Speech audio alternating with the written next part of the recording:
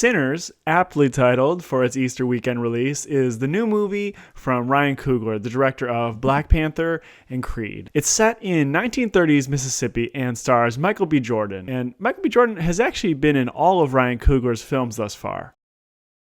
In Sinners, he plays twins Smoke and Stack, brothers from Clarksdale who've returned home after several years in Chicago. No one really knows what they were doing up there, but the rumor is they worked for Al Capone. Now they're back, and their first order of business is opening up a juke joint for the community. Now, a juke joint, as I understand it, is basically a nightclub, and because of that, a huge part of the movie is about music, specifically the blues. I wasn't really expecting that from the trailers, which I admit I tend to avoid, but I truly can't overstate how much this movie is about the blues. One thing that was clear from the trailers, though, is that this is a vampire movie. And while the two sides of this movie, the vampires and the blues, sparked a lot of interesting questions and conversation, I'm still not convinced they came together to form a complete picture. When I left the theater, I was a little confused. The blues side of the movie and the vampire side felt like two separate ideas stitched together. There was a ton to enjoy, and I'll get to that, but the whole time, I felt like I was watching two intriguing short films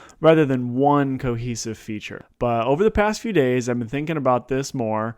I've been thinking about it a lot, actually, and I believe I finally understand why this story about the blues has vampires in it. At its core, Sinners is about cultural appropriation, how black culture, specifically black music, can have the blood sucked out of it and lose its soul. The blues is an old genre, and the movie is set in the 30s, but even today I've heard people talk about there being vampires in the music industry. People who come in, contribute nothing, and just want to leech off of the art. And while that's not unique to black music, the blues, jazz, hip-hop, they all started as black music. So that's what this movie seems to be exploring, and that's where the vampires fit into this story about the blues. What still has me a bit confused, though, is how far the movie, or I guess the director, wants me to take the vampire allegory. It's tough parsing out what aspects of the movie are beliefs the director has about the real world and which are just plot mechanics to tell this story. Let me give you an example. In Sinners, the vampires can't enter the juke joint, or any house for that matter, unless they're invited in.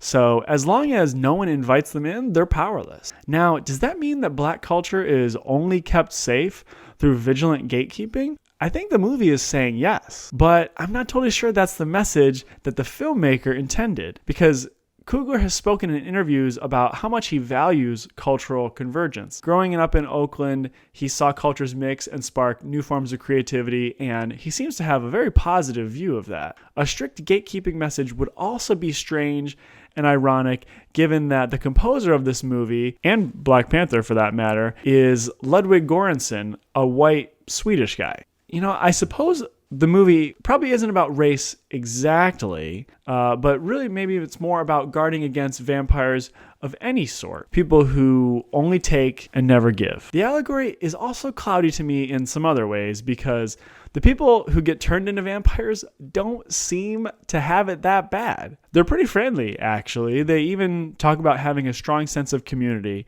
And they have their own music and dancing, and altogether seem to be pretty lively rather than lifeless. So the vampire metaphor remains a bit confounding to me. But vampires and music and how they come together is not the only thing that this movie wants to explore. There's a good amount about religion, cultural intersections, the South in general.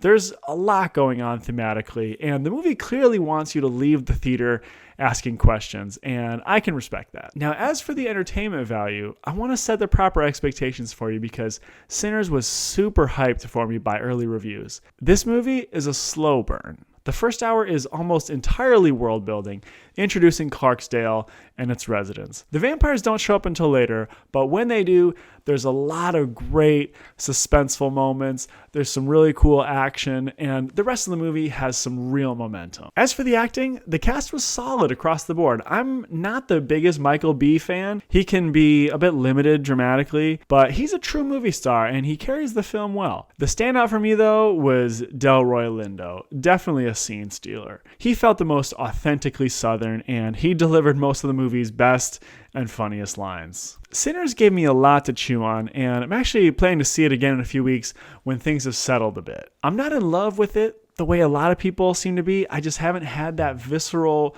reaction that most other people have, that reaction that I'm looking for when I see a new movie. For me, it's been mostly an intellectual experience, analyzing it, asking questions, asking what different moments are trying to say. And while that's definitely a form of appreciation, it's not the same as just being moved by a movie. I gave Sinners 3 stars on Letterboxd. I still highly recommend it. It's entertaining, ambitious, and has a lot on its mind. It's also an original story with big ideas and high production value, which is exactly what people say that they want. So if that's you, put your money where your mouth is and go see this in a theater while you still can.